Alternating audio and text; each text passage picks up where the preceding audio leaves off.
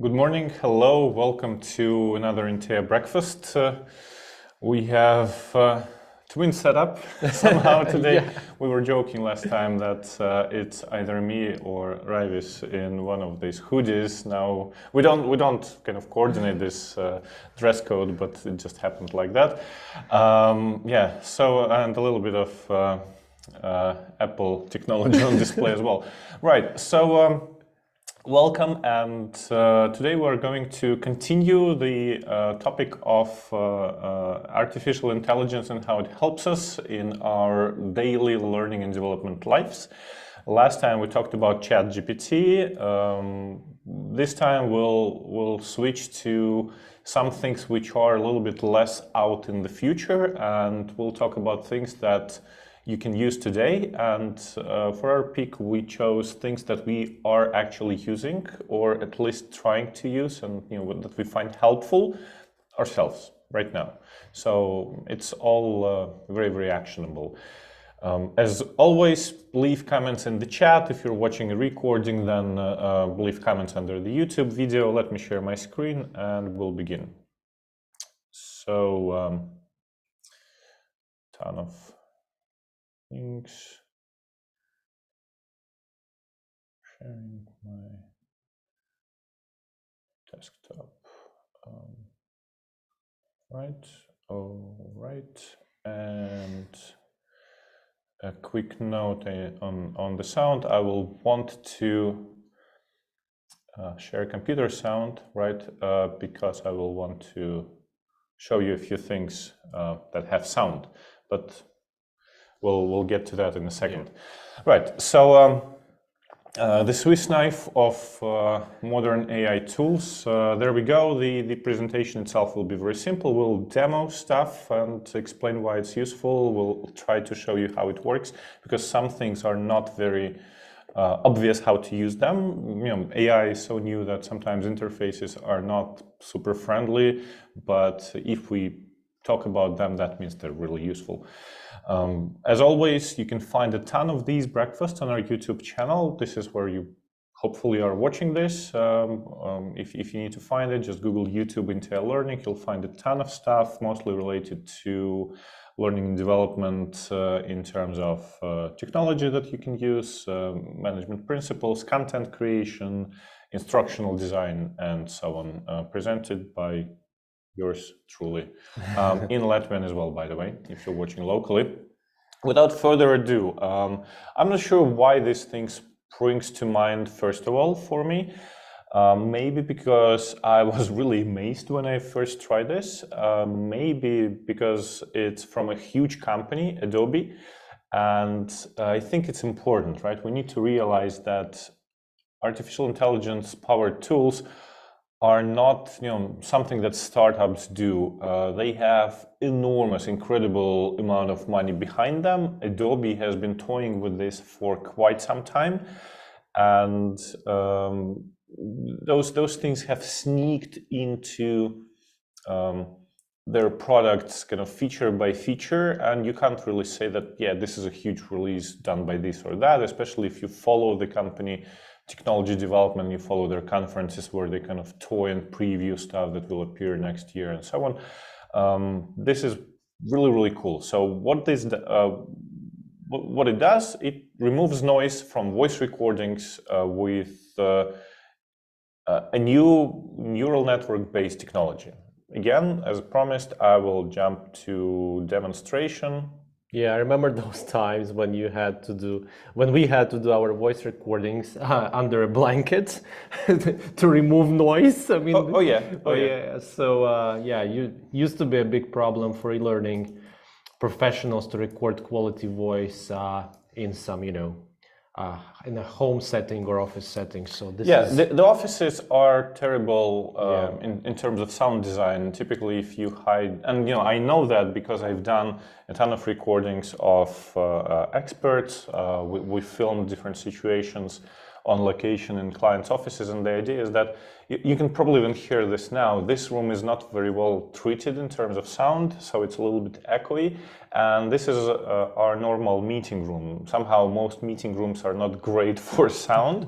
And then on top you will have conditioner noise, some surround noise, open windows, maybe you're recording something. Maybe like the biggest problem is when people just don't realize that that's a problem. When you ask your experts to record something, you're like, hey, can you like just narrate a couple of slides so we get a feeling from you into this course, so learners feel connected to you, and then it's a whole charade to actually set them up for recording, especially if they're remote and so on. So one of the tools that I use all the time now is this. So essentially what it does, hopefully you can hear that, it takes a recording which is mostly like that.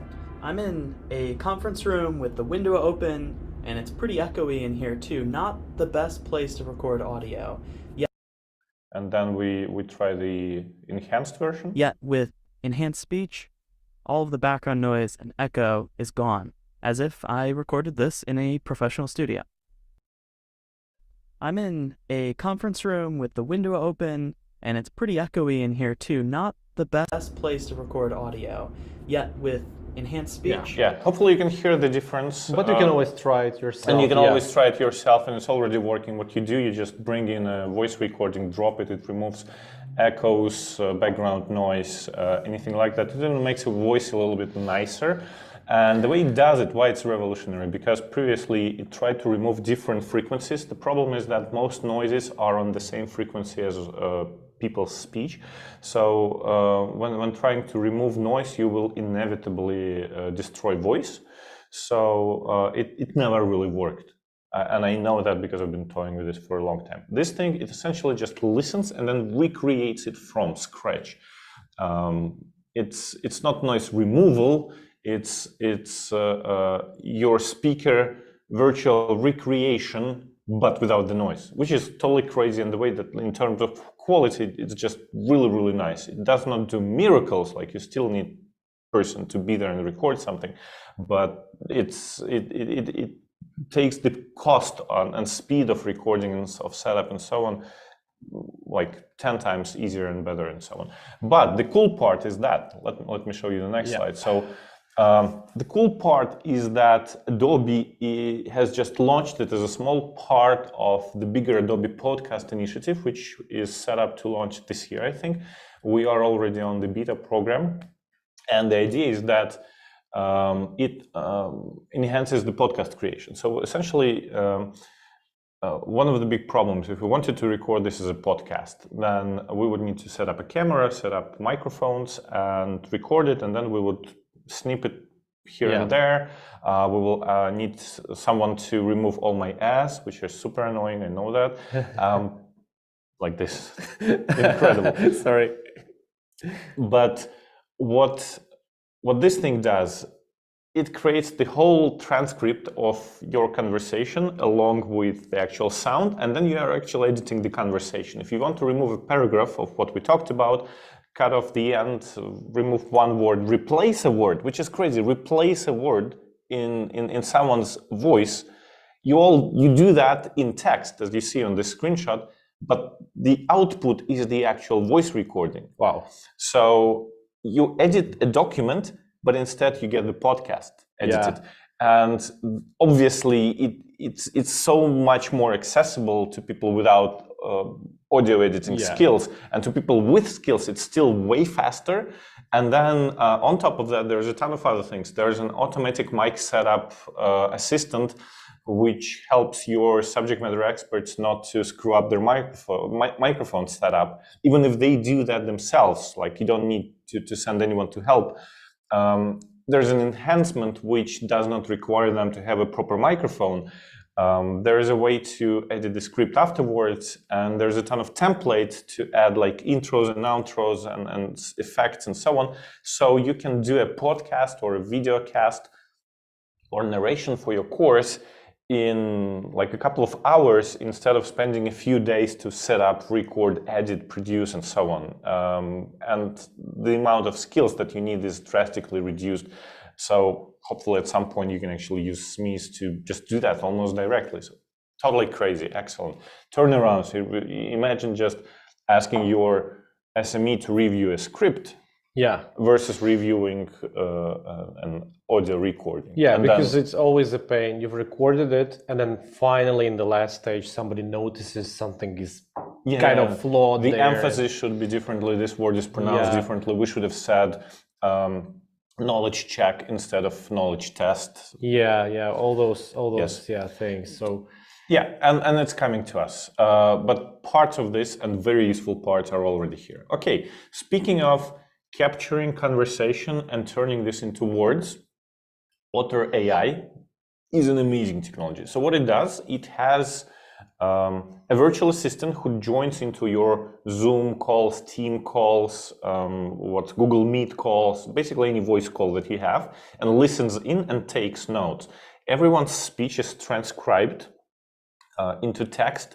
It separates speakers by paragraphs.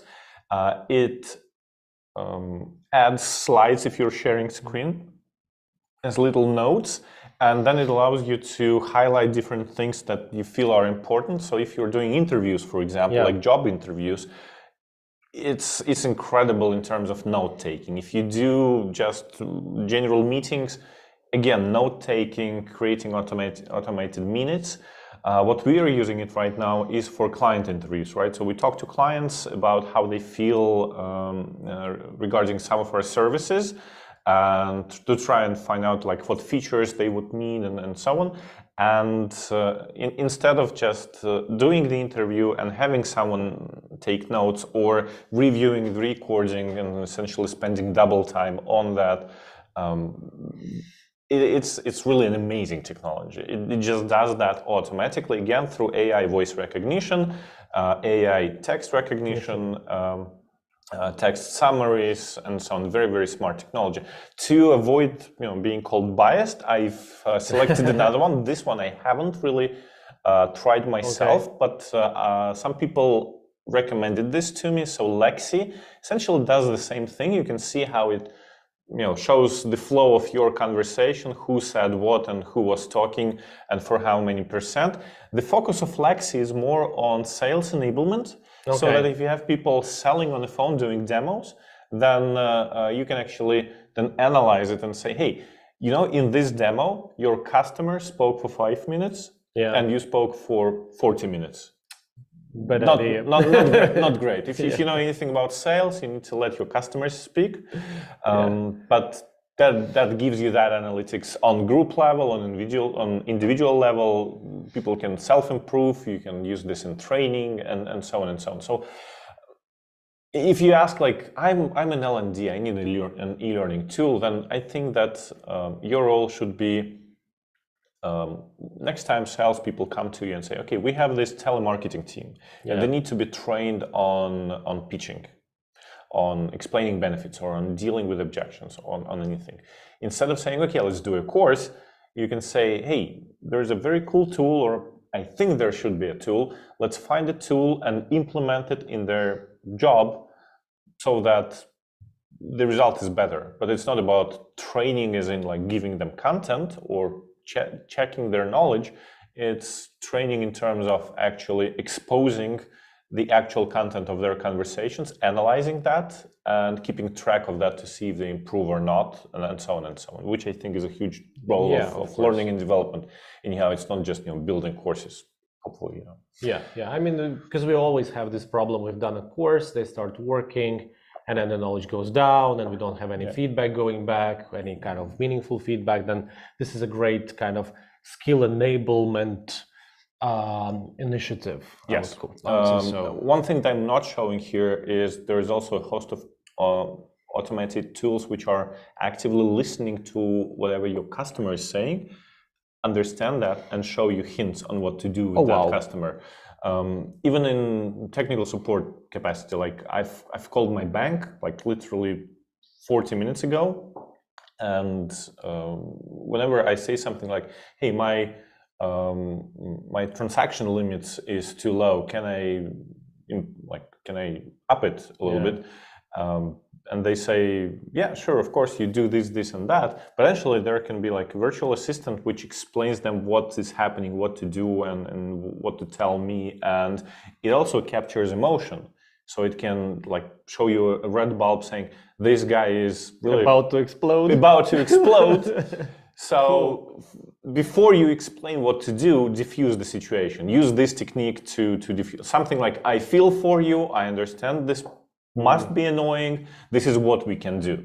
Because if I'm not annoyed and someone tries to diffuse me, I get annoyed. Yeah, it's a good thing. Because you're just wasting my time going through those motions. So yeah, that's a ton of those things which essentially jump into your conversations, spy on them, and try to help you in the process. Speaking of finishing up the idea of summarizing conversations and videos, summarize.tech is something that I've discovered very recently, and I've tried it multiple times with very different content, including content in non-English languages. It's simply amazing. Again, I'm very excited about every slide in our presentation today. So what it does, it's you paste in a URL from YouTube and it tells you what the video is about, and then in 5-minute increments it tells you what this 5 minutes were about. Okay, so there is a layer, additional layer on top of GPT. It uses videos. I'm not sure if it uses the automatic subtitles or something else, because I know I've gave it a video which does not have subtitles in English at all, and I don't think it has subtitles in Latvian at all. And it still, it took a few minutes, but it recognized, so it did process the voice somehow. Okay. And then it fed the voice to GPT. For a summary, and then gave the summary back to me. And it happens like really quickly, and it's totally free, except that the limit is a few videos per day, or you can pay like $10 a month to have unlimited videos. Found it on Product Hunt, like really rave reviews from everyone, and I tried it, it really works. Let me just show you real quick the way this thing performs. So I have a pre-selected video here. One of my favorite learning-related videos of all time. It's the TED Talk from 2006 by Sir Ken Robinson, late Sir Ken Robinson, unfortunately. And it's one of the most impactful education or even life-related videos that I've seen. Like 20 amazing minutes from an amazing person. And he's done a lot of TED Talks. This one is really important. And with the school crisis that we're going through right now, and I say this with confidence regardless of where you are watching this. The crisis is almost everywhere. Yes. Okay. So we grab the URL. So I just cut the URL from here and I go to what is Summarize Tech. I paste it, submit, and bang. This is that quick. So summary of talk. So in the video, Do Schools Kill Creativity? Sir Ken Robinson argues that schools are actually killing creativity in children by not doing enough to nurture it. He suggests that we need to rethink the principles on which our children are educated in order to ensure that their imaginations are not squandered. This is not just very precise summary. This is very eloquent, and like I probably wouldn't be able to write a better summary myself. This is a video I'm really interested in, as opposed to maybe a 2-hour-long video that I'm not that interested in. But somebody asked me, "Hey, we need to upload this to our LMS. It needs a summary. It needs to be searchable, stuff like that." But also content curation. You see, very often we kind of motivate our customers to not create content that's already there, and when you try to find something on YouTube on a general topic like leadership management, stress management, something, it will take you hours and hours to kind of really what's the video about before you started watching it, So it's also a great thing. You just throw in a URL, it gives you a summary, you see the keywords that you're interested in, so it can also help in content curation, I think. And then the little cool part is this. So and then you can get 5-minute intervals. So if you need to search for the video, right? So let's say you have an expert explaining 10 AI tools to you, right? Yeah, but it's like 3 hour long. Yes, unlike this breakfast, which Yeah. is going to be like 2.5 maybe. No. So, and you need to find that part where he talks about that specific tool. This is what you would use. Yeah. So really, really cool. And you can jump to the video and so on. Again, just built, works flawlessly. You can support it for $10. Really like that. And again, more and more of this stuff will be appearing and get integrated into your platforms as well, which we'll get back to you on real soon. So, but back to cool Back to stuff. our slides. Back to our slide. Right. Oh yeah, oh, you knew that. Of course I knew. He has a copy of this open. Yeah. Right. So. It's one big problem with this service, and probably the only problem with this service, is that I always tend to go to slides.ai to find it. It never works because it's a broken website. It doesn't work there. So you need to go to a different URL because that one was probably taken by some squatters. It's slidesai.io. You'll see a lot of those IOs in this space for some reason. It's like Spotify, Trainify, Liquify, Logify years ago. Whatever, Yeah, now it's all IO. So what this thing does, it generates slides. Right now, the way it works, it's a plugin for Google Slides. So you need to click on it. It gains access to your Google account.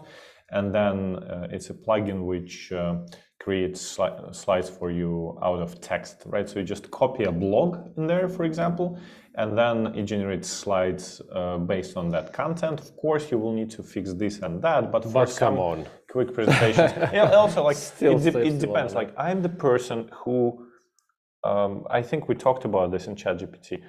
I don't like the blank page, right? So for me to write something from scratch is harder than fix something that's already there.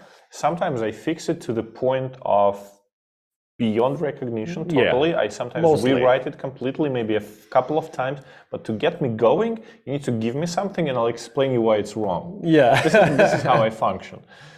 But and these tools help at least in that, right?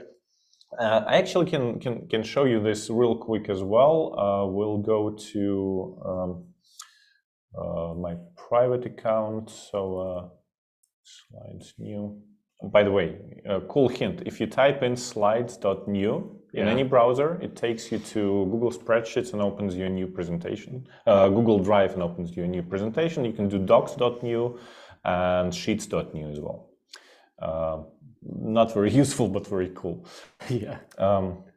All right. So we need text, right? We need input. We need input. For input, we'll talk about this, but we have blogs, right? So we have INTEA blog, and I have the Chebo blog somewhere. Was it here? No. Maybe. Yeah. So this is like a typical corporate blog. It's a little bit techy, and I need to do a presentation on the new release of the Chebo LMS, stuff like that. So I'll just copy this from here, go to my slides, and go to extensions, slides.io, generate slides, see what happens. It loads this new window, completely unrelated to Google. You copy this. My free version allows me to copy up to 3,000 characters. I say that I need like 6 slides out of this presentation type. I don't know, let's say a conference. I have not tried this so much to know exactly all the little details. I can pick a theme. I think this dark theme is really cool. And I create slides. So it'll take a couple of minutes to do that. Let's go back to the presentation, look at something else, and then come back. I think it's just faking and trying to show you, try to sell you this. Maybe it's been created long ago, Right. So in terms of creation, there is a company called Synthesia. Synthesia is, they started as virtual avatars. So you type in text, and it creates a very, very realistic person that narrates this text into the camera. So no more actors, speakers, camera, slides, action, none of that. It's kind of the next step after text-to-speech, right? We're all used to computer just narrating words, but this also adds a real human to that, or realistic human to that. And of course, there's a selection of a million of different people, all races, genders, ages, anything. And now they have evolved into some that I have tried.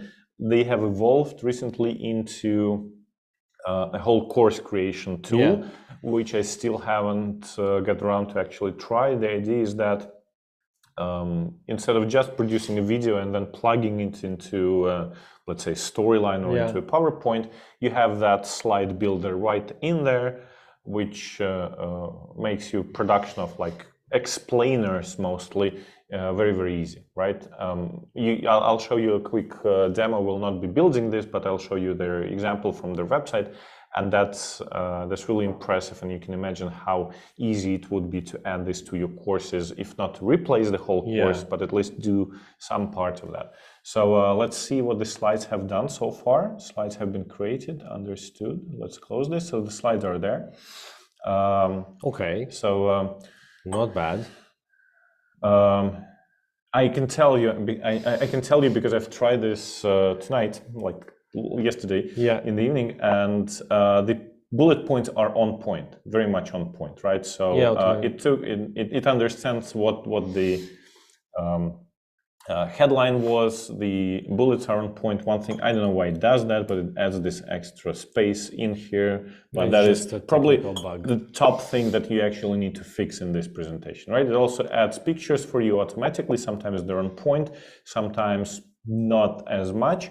But like my theme, but it's about performance. Okay. Maybe. Okay. Because and then again, if you really need a quick job, if it's not a presentation of your lifetime and so on, but it's something that you. But anyways, just press right and replace the picture. It's still much faster. And again, this is just one of many things. I bet you similar things will be built into PowerPoint, will be built into learning authoring tools, will be built into Google Slides natively at some point, and so on. So I'm primarily just giving you pointers for things to watch out. Try it; it might work for you really well, and just watch the space, right? So things will appear like that. And then while we're still in my browser, let's look at Synthesia.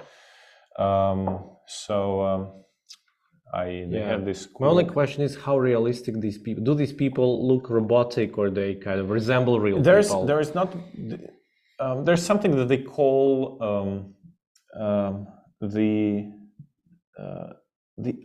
horror valley or ugly valley or evil valley, something like that. The idea is that when you create an avatar, the more it looks like a human, the more we like that and we empathize with that until a certain point when it just drops, right? When it's almost human but not quite, and they look terrifying then.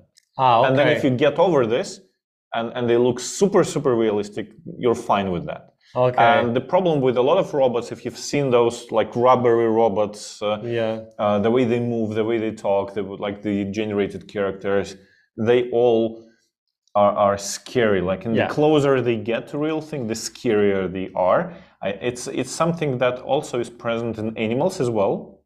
Animals are okay with mock-ups of their own kind until they become really, really similar to them, and then they're super afraid of them.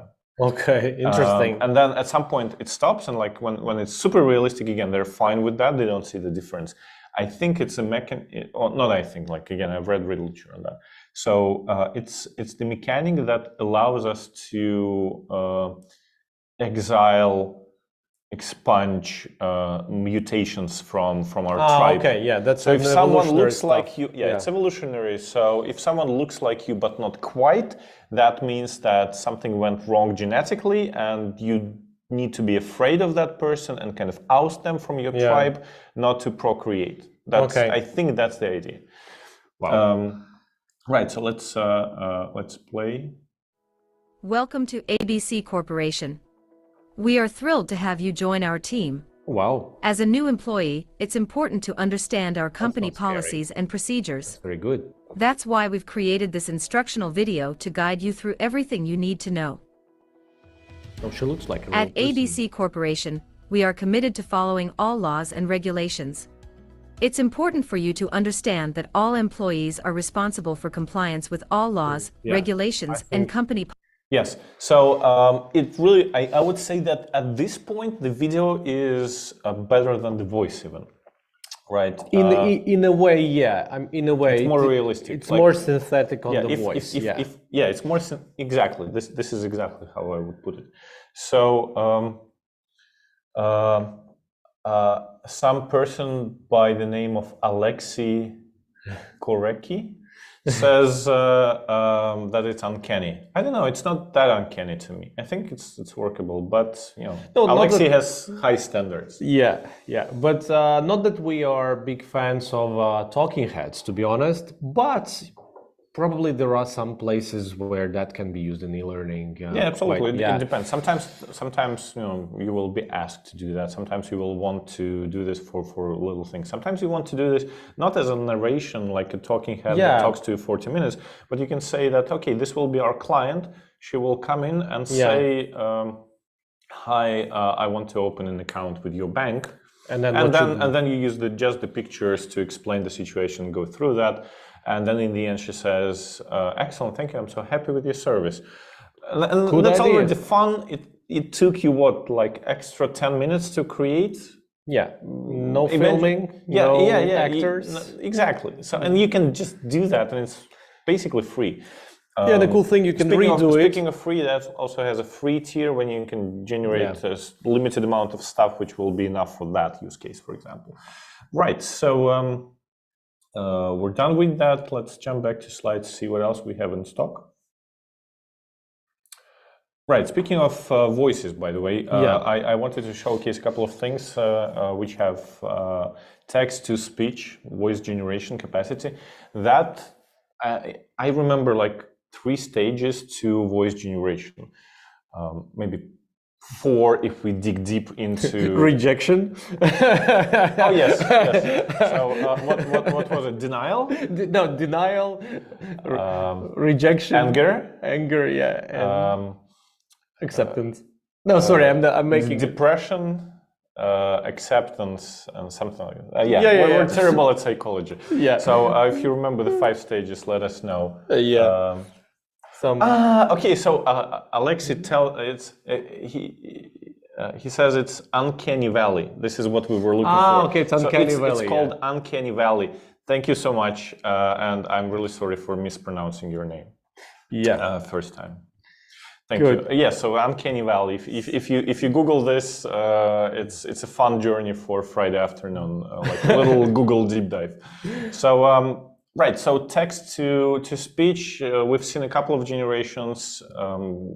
Still, the first generation, I think, left such a deep impact on our culture that we still think of robotic voices as those robotic voices. This stuff which was produced with like super minimalistic generators in 1970s or something. It became like a staple of sci-fi, and then like robots speak in the robotic voice all the time. And if you need to do that, then if you need to show that it's a robot, this is what you do. Even now in games and in music and so on, it became like really a thing. Interestingly, in Space Odyssey, HAL, the red eye computer, speaks in totally human voice, devoid of emotion, but still human. And that was a shock when it was like done like that. Everyone thought like the robot would talk like a robot, and that talks like a human, and that's why it's very, very scary in terms of like impact on you at that time. Yeah. So now then for the most part in our professional life, we thought that AI voice generator is good for temp voice recording, so that if we need to synchronize something on a slide like animations to text, it's very easy to voice the text with robot, do the synchronization, and then show it to the customer. They say, excellent, good. Now we can send it to the studio, and then an actual person narrates it. We maybe adjust it a little bit in terms of timing on the slide, and it just goes out to production, to learners. But I think there was one point when a client said, I really like that. Yeah. Maybe you can ask the guy to add a little bit more emotion. And we're like, yeah, you know what? No. Yeah, so they essentially accepted the version with temporary robotic voice. I'll tell you which service we used for that. Yeah. And that is because at one point they moved from kind of algorithmic generation, like straightforward algorithmic generation, into neural network based generation. Again, it's a huge leap in terms of being recognized as real voice, and it's crazy what's happening now with machine learning, where you do not just try to produce voices from scratch using an algorithm. Instead, you take a neural network and you teach it to replicate certain voices. So one very, very cool service that has a ton of features like voice replication. You can upload a speaker and it will clone the voice, and you can have one course by the same person, by a person, and then another course narrated by a robot in that person's voice. Great for faking your CEOs and famous experts and whatnot. Of course, you have to keep in mind. And Morgan Freeman. We'll get to Morgan Freeman in a sec. So that's really, really cool.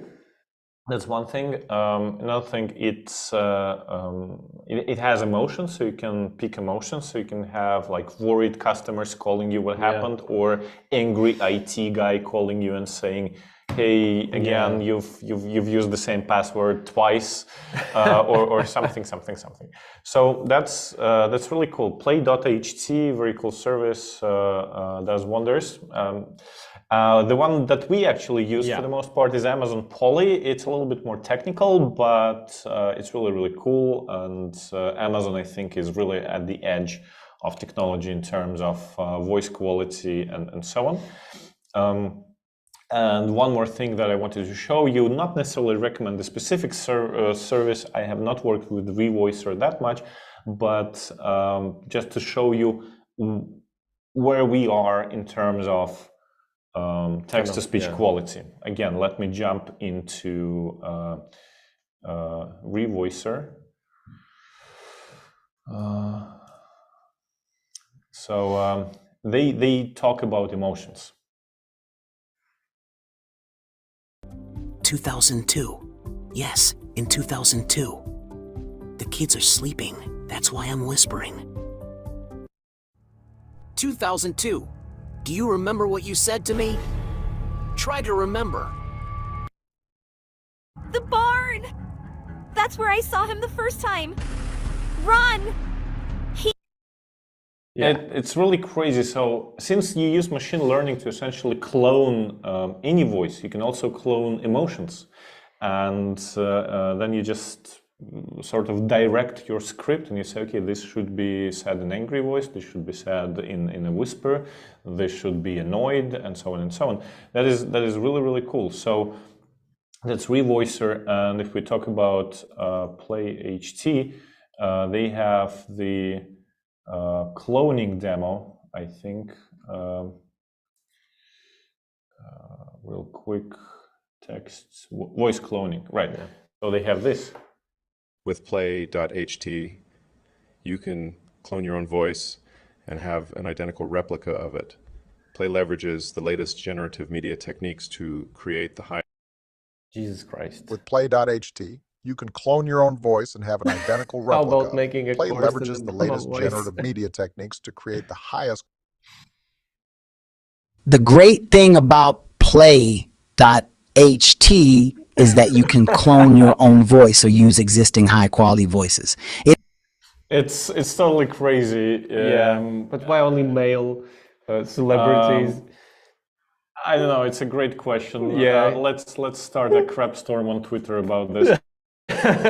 Let's tag Elon as well. So yes, this is. Sorry. This is uncanny in a good way. Yeah. Right? It's like when you start thinking about this. If we go beyond learning and just imagine the whole amount of fake news, media, propaganda that you can do using that, scams and so on. It's totally crazy. Yeah. Totally crazy. Like you can have a video call from Elon Musk in Elon Musk voice and Elon Musk's face, not being Elon Musk, offering you something. Right? Yeah. We'll need to adapt as a species to that, I think, at some point, and Right. Figure out how to deal with that. All right. What about time? Oh, we don't have a lot of time. So let me see what I have here. Okay, so Midjourney. I'll let you, class, I'll let you go. The ones that want to stay will play with Midjourney. Right now, I want to skip that because it's super exciting, but also takes a bit of time. So what I did yesterday, I asked GPT-4, which I now am paying for, so I'm on GPT-4. I asked, what are top 10 AI-powered tools for L&D manager? Because I'm lazy like that, who wants to do presentations anymore off top of their heads. So it put the Chebo on number 1, which is super fun. I did not train it to do that. There was no context to this before. I just asked it, and since it's an all-knowing supervised chat GPT, it just told me that the Chebo. So let's talk about the Chebo a little bit. A little bit. Can we do a disclaimer in terms of what is our relationship with the Chebo? Yeah, these are our partners, and we are effectively a reseller of their products, including the Chebo Learn LMS. So yeah, it's but you see, it's kind of, it took me half a year and our team to try and find, and we were kind of a new partner, an LMS. The Chebo is definitely not our first tango. It was not our kind of first idea, and but we should have asked ChatGPT, before we started researching. But in the end, we are very, very happy partner of the Chebo, and we are so we're so excited that LMS and artificial intelligence finally met somewhere. So essentially what we like about them is that they are youngish in terms of they're not like 40 years established in the space. They are European, of Italian. The Chebo means to teach, or I teach, I think. And they're Italian, but they're based mostly in the United States now. Huge growth there. They are on NASDAQ. They are one of the most talked about learning management, even by chatbots, learning platforms at all. And they're really at the forefront of technology. They started with integrating third-party apps, which was a huge success for them. So they said, okay, your learning management system should be a platform, and then if you want to bring something in, it will allow you to do that seamlessly. So they kind of harness the power of hundreds of other products, and that was the first big success for them, this ecosystem. And now they are doing the same thing with AI. They are integrating it into different parts of their offering. So I wanted to. And again, you don't need to be on the Chebo. You need to go to your LMS provider and ask them, when is this thing coming to us, and what are your plans regarding that? Just have that conversation. So what they have already now very well tried and tested, number 1 is deep search, right? So you can search within texts, PDFs, images, videos. Yeah. Like if you have tons and tons of video training, webinars, recording, and so on your LMS, searching within them is always an issue. Right now, it's solved.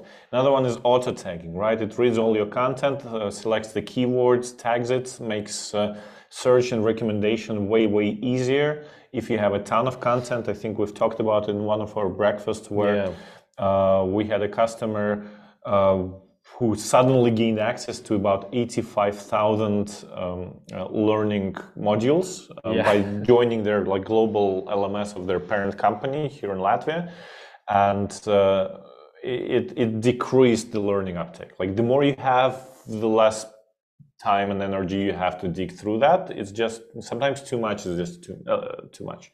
Yeah. So auto tagging solves a lot of these problems, especially if you have content created by a number of different entities. And then there is a very cool thing that stems out of this is invite to watch, right? So as you watch a course, and if you like the course, if you're performing very well within the interaction and so on, the system will offer you to share this with some other people to kind of nudge them to watch this as well, or to go through this course as well, because they have showed interest previously in something else, but in similar area, right? It uses, again, the content recognition, content analysis, the tagging of content to create those social networks, those networks of knowledge within your employees and on this platform. And it's just something that is really on top, and they are really investing a lot into this. So if you're looking for future proof, I think this is where you need to go. And then there's also a separate thing called the Docebo Shape. It's the learning authoring tool, which has a lot of functionality similar to what we demonstrated with slides, where you can upload text. It helps you create slides out of text. It helps you find images automatically based on the content and other stuff. So again, they're not revolutionizing stuff because they've tried that, I think, and we've seen some prototypes where like things where it just looks at your content and creates courses for you, but those things are really, really difficult to take off the ground. So what they do, they streamline the process, they solve bottlenecks using the modern technology, and it's seamlessly integrated into an already functioning platform. Right, so that's it for us. Follow us on your favorite social network. We're going to be on TikTok soon, I think. Watch more Breakfast, share it with your colleagues, come back to us in, I think, 2 weeks. We wanted to do INTEA birthday. Yeah, we'll let you know. We'll let you know. I really want to have like a live cake, champagne and whatnot on air in 2 weeks. If it's 3 weeks. In 3 weeks? Yeah. 19th, right? 19th. Yeah, there it is. So we're definitely 19th. having so that's birthday issue. So a birthday episode will be there, and what I wanted, if you want to go, you can go, but if you want to stay and look at Midjourney, I think we can spend another like couple of minutes on that. Can we? Okay, sure. Let's do this because I'm so excited about it. This is impressive. So Midjourney is generator for images. The way it works is a little bit counterintuitive. So you need to go to Midjourney and log in and register, but the actual interface is on Discord, which is a totally separate service. It's a web chat where you also need to register. It's all free. And then in Discord, you join the channel where bots sit, and you ask bots to create stuff for you. So you jump between two things, and frankly, this first thing is not very useful. It's just a collection of the stuff that you've generated before. You can see at my experiments with course illustration styles. Trying to create someone in an office. Different styles for clip art. This one is from one of our AI breakfasts from a few weeks back. This is trying cartoonish style, so it's pretty cool. So if we look at there is more stuff like this. So you can really do crazy things. This is Van Gogh using a digital tablet. What I really like is that it tends to put tablet screens and monitor screens on the back of things. Yeah. So might need a little tweaking. Yeah. But generally it's cool. So the way you do that is you go to Discord, and Discord is essentially this channel where you have hundreds of people asking for stuff all the time. and it responds. So you need to be aware of notification alerts which ping you and say that, hey, your stuff is ready. It's a little bit like a McDonald's on Friday night, like everyone's trying to get orders in and out and so on. And you can also look at other people's stuff. If you pay money, you get your own private space, but you can get inspired because you see what it creates, and you can see what the prompt was. The prompt is actually the thing that you asked. Yeah. So you can learn from that.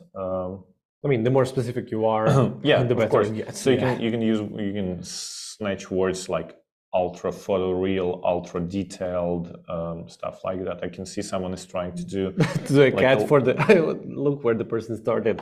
Yeah. So if you want to, let's say you want to do a children's book or like a coloring book easily, you do that, like cats, dogs, donkeys, whatever. So I think it's two different people trying to do cartoonish cats. Just and cats are so yeah, what you do, you say imagine. So you're in this channel. We'll mark all as red, and we'll go back to the very bottom, and we type /imagine. This is where you start the prompt, and you say imagine. I don't know, clip art of Arnold Schwarzenegger. You've picked up the 4K, the wrong surname. Holding gun. No, the gun is not fun. Let's do. There's something he's not. Yeah. Holding a fruit basket. Yeah. Something like that. In red and blue colors only. Wow. And you can also say in Disney style. I have no idea what I'm doing here, but let's see. No, it thinks you're not subscribed. Oh, okay. My free trial is expired. Okay, so go ahead, try it for yourself. It worked yesterday when I tried this. It's a very short trial. No, I started quite a bit. Of course. A long time ago. Right. Create your own cats. Very fun. This is what you do. Again, 2 services, Midjourney and then Discord. Text us. Write to us if you want like a private demo of this.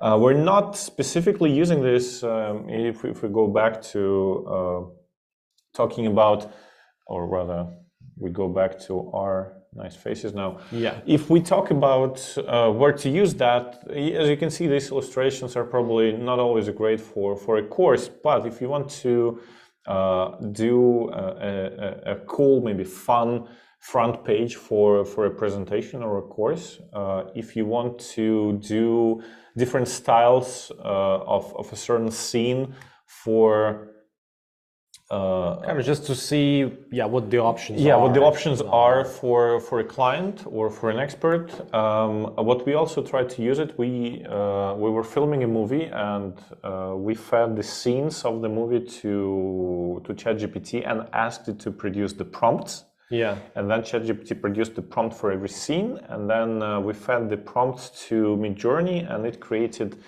the illustrations of what the scenes in the movie would look like, right? And the scenes are very simple. It's like, hey, 2 people talking near a water cooler, and then a person is getting a coffee from a coffee machine, and then a person is presenting to a client over Zoom, and so on and so on. So it was office situations, but it took just a few minutes instead of illustrating to just add this to so kind of storyboarding to the storyboard, and then we immediately had some base to go off in terms of like explaining and deciding whether it works or not. This technology still needs a bit of tweaking. Another way is to actually use it to stylize pictures. Like you've probably, if you've been on social networks in the past year, you've seen people doing their portraits in different styles. You can actually take stock photography, which is usually boring, and redo it into a cool style for your course using this as well. So you can feed a picture to that and say, hey, this picture, but in Disney princess style, stuff like that. So you can do that. your usual prompt, Disney style, right? Yes. Guess which one of us has a daughter? He has. Yeah, I don't know why. So yeah, try and play with it. This is kind of on the fun end of AI things, but we hope that those 10 things that we've shown you were useful. If you have questions, suggestions, ideas, or just want to chat without a chatbot, talk to us, find us on social media, or write to info@intea.lv. And if we have missed something AI-based that you are using, then also share it with us. Yeah, write in comments, because we are very, very interested, and it's been released as we speak. So yeah, thank you so much. Bye-bye. Bye-bye.